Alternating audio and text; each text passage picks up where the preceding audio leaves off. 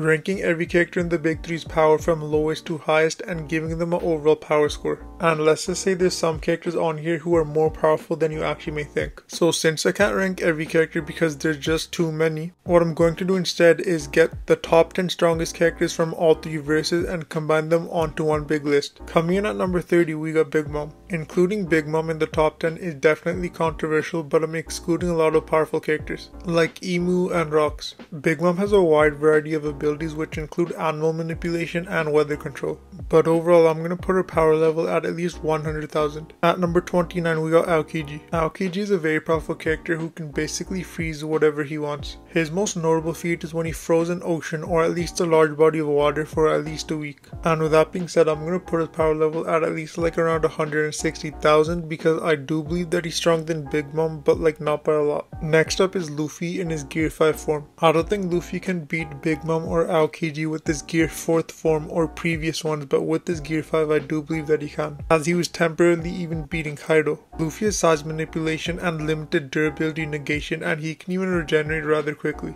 And for his power level, I think it's a pretty safe assumption to put him around the 200,000 ranges. Next we got Blackbeard. So Blackbeard's a pretty interesting one because he has a mix of his own powers and Whitebeard's powers. Blackbeard has the Darkness fruit, which basically allows him to make black holes and absorb things. One of his best feats is when he made a black hole and absorbed an entire town. And he gets even stronger with Whitebeard's Gura Gura no Mi fruit. I think Blackbeard's power level should be at least 450,000, and he could be even higher depending on how you scale him. This one's going to be controversial, but at number 26 I got Akainu. The main reason he's up here is because he has some scaling to like an old and injured Whitebeard. Akainu was able to damage Whitebeard, and Whitebeard is the same person who is capable of tilting Marineford. So he should scale pretty relative to an old and injured Whitebeard, and on top of that he is one of the most broken fruits, which is his magma fruit. Next up at number 25 we got Shanks. Shanks was able to evenly clash with an old Whitebeard who was in a better state than when he fought Akainu. He even blocked one of Akainu's attacks while he was trying to kill Marco. And these feats were done rather casually, he wasn't really trying too hard. And for Shanks' abilities we don't really know much except he has insane Haki mastery. So I'm gonna put Shanks' power level at around 530,000.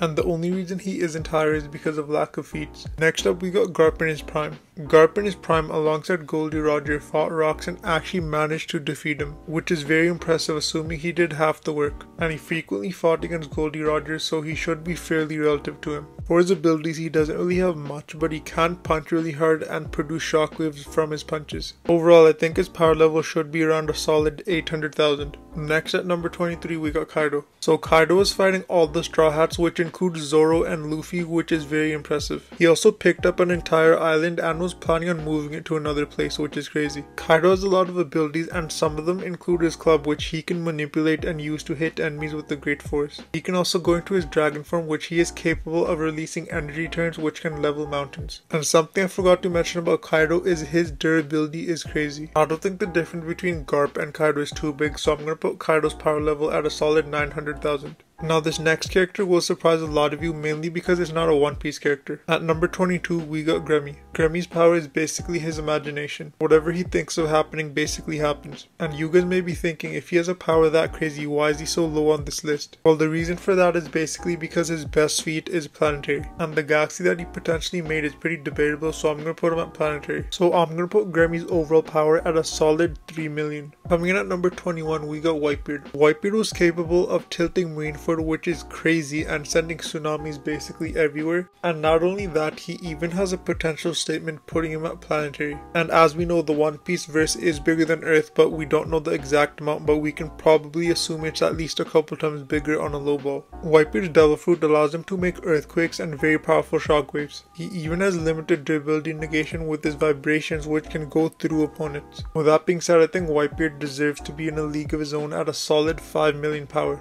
Next up at number 20, as you guys may have predicted, we got Goldie Roger. Goldie Roger should be equal to Prime Whitebeard, if not even stronger, because he fought him for 3 days and only came out with minor bruises. And he's regarded as the strongest pirate of all time, so I'm going to put him above a Prime Whitebeard. As for his power, I think a fair estimate would be 5.5 million. And sadly, that's the furthest a One Piece character will be on this list. And at number 19, we got Kashin Koji. Kashin Koji doesn't have much screen time, but when he is on the screen, he does some crazy things. Like the time when he overpowered Jigen even though he was heavily weakened. and he even blocked Ishiki's punch. Even though it is hard to skill Kashin Koji, I think he's around large planetary at bare minimum. Overall, Kashin Koji is a fairly skilled ninja who has the 5 elements at his disposal, and I'm gonna put his power level at a solid 6.5 million. Coming in at number 18, we got Sasuke. Now this is where the power levels start getting crazy. Sasuke scales above characters like Kaguya who had a star inner dimension, and Naruto is one-shotting characters who surpass Kaguya like Toneri. And since Sasuke and Naruto are always generally relative, he should scale to that same Naruto. So Sasuke should scale in the ranges of star level to like large star level. He also has amazing hacks and abilities with his Rinnegan. He can like steal people's souls, switch places, Amaterasu, Genjutsu, all that stuff. So overall I would put Sasuke's power at a solid 9 million. Next we got Momoshiki at number 17. And since we're using all of these characters in their prime forms, Momoshiki should scale above Sasuke. Momoshiki should be well within the star to like large star level ranges because there's not too much of a difference between him and Sasuke. When it comes to abilities, Momoshiki has quite a lot of them. He can absorb attacks and send them back amplified.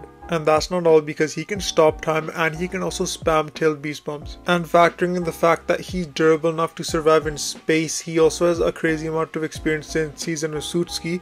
I'm gonna put his overall power level at a solid 10 million. And finally at number 16 we got Boruto. Boruto should pretty easily scale above Momoshiki because it's Boruto's power plus Momoshiki's. And this includes all of Momoshiki's powers and Boruto's previous powers like his invisible Rasengan. So honestly I would put Boruto's overall power level at a solid 12 million. That's all I got for today. I decided to make this video into 2 parts because it was getting pretty long, and I'm going to be releasing the next part on next Saturday. So hopefully you guys enjoyed, and please subscribe as it really helps. We're so close to 5k, and until next time, peace.